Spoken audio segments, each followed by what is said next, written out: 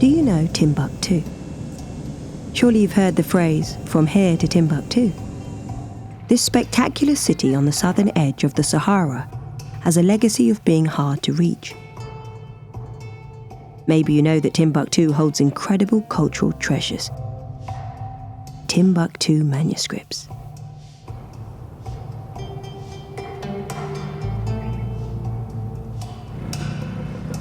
If you were to walk through Timbuktu today, you'd find mud brick houses lining quiet, sandy streets. It might be difficult to imagine the city in its prime. In 15th and 16th centuries, Timbuktu was a bustling crossroads of trade, teeming with salt, ivory, and gold. Ruled at one point by the world's richest man, Emperor Mansa Musa, even by today's standards.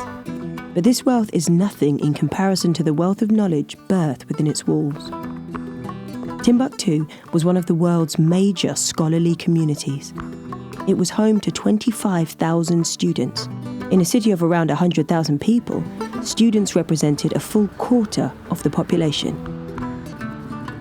And from them, an abundance of learning has been left to us, with hundreds of thousands of manuscripts on all aspects of life at the time.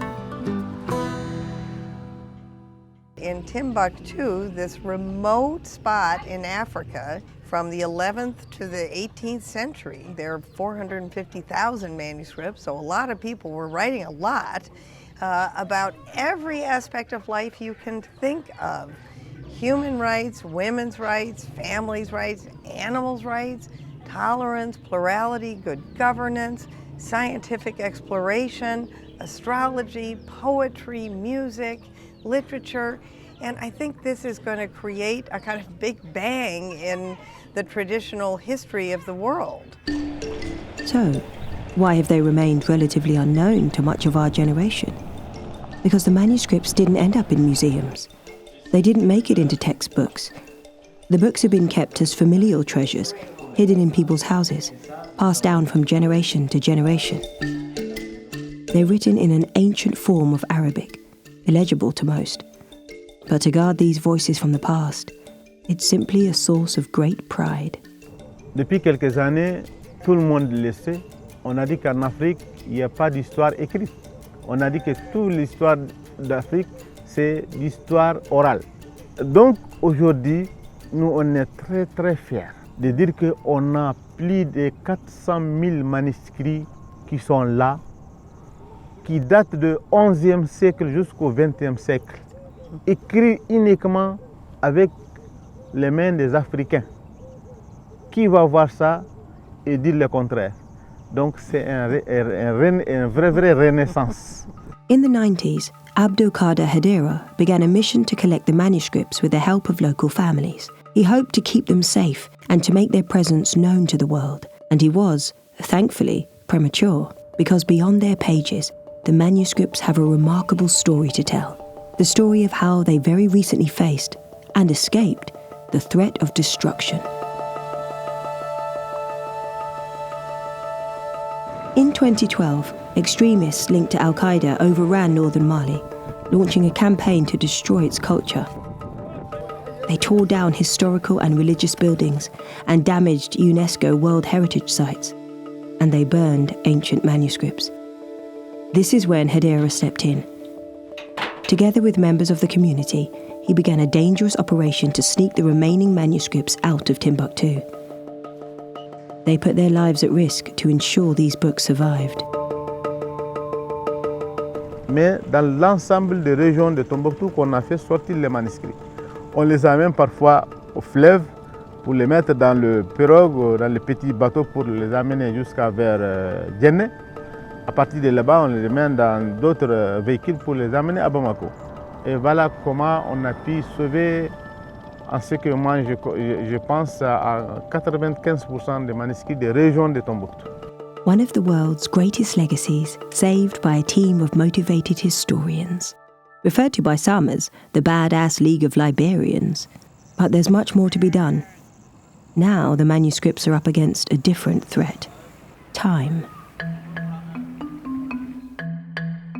The manuscripts are hundreds of years old. They're at risk of falling apart. Today's work is to preserve the books and then, finally, to share them with the world. SAVAMA is a community effort to preserve and transcribe and catalogue each delicate page. After this meticulous process, the manuscripts are sent to be digitized, page by page. De travail, la numérisation, qui constitue à acquérir des images numériques de ce trésor pour des fins de conservation et pour aussi des fins d'exploitation.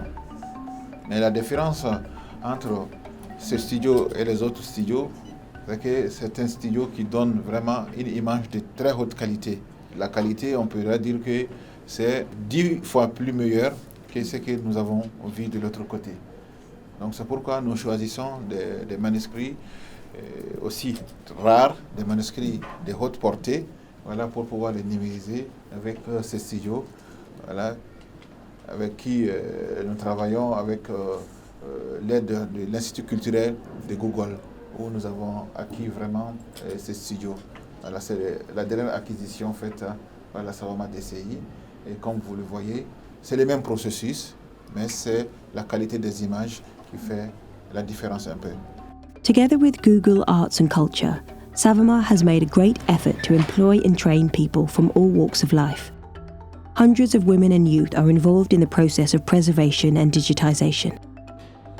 It's an invaluable opportunity, an education that is both technical and cultural, benefit that is both personal and communal. Ça a été une grande expérience pour moi.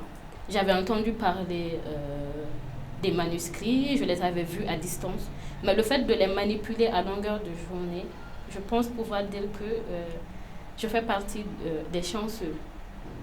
C'est un privilège pour moi. Déjà, ça montre qu'il y avait des savants au Mali qui ont écrit ces manuscrits peut-être il y a 200 ans, 500 ans, et je pense que c'est une expérience unique de travailler dans ce domaine. Et donc, il serait important pour nous autres jeunes et pour nos petites sœurs et pour nos enfants qui vont venir de comprendre leur passé. Parce que dans l'apprentissage du passé, le futur pourra se construire.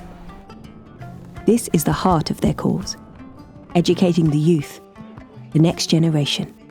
I'm a cultural heritage activist, so I use the cultural heritage of Timbuktu as a catalyst for lasting peace and transforming violent extremism.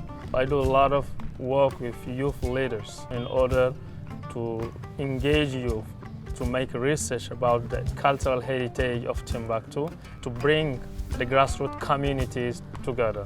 Sending back the youth to read and understand the content of manuscripts will help them know how Islam, native of Timbuktu practice, is based on religious tolerance and the acceptance of other religions.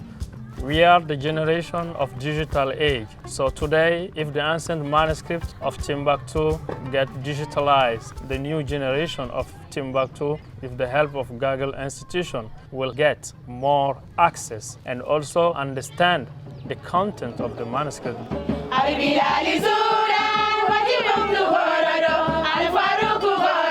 Ilhaj and everyone involved in this project want to equip Mali's youth with the power to create a better future for their country. To build the future of Mali upon its past, on knowledge, tolerance, art and music. Mali is music, birthplace of the blues. Before Mali's war, music was the lifeblood of Timbuktu. The Festival of the Desert drew in Afro-pop stars, young rockers, ecstatic backpackers. In 2012, the music was silenced. Under the jihadi, playing music was forbidden, and disobeying came at a high cost. Today, Timbuktu refuses to be silenced. Music won't be a threat, but a symbol of resilience. We promised to come back and rewrite the story of Timbuktu, rewrite the story of the Renaissance of Timbuktu, the story that the manuscripts have to tell to the world. We are bringing back music to Timbuktu, and that is possible because of Timbuktu Renaissance and because of Google. Today, to come back with a voice like Haidara Arabi back to her hometown after she swore that she would even never come back after what she lived once before in 2012. And today, to be able to launch a concert in Timbuktu, it's magic.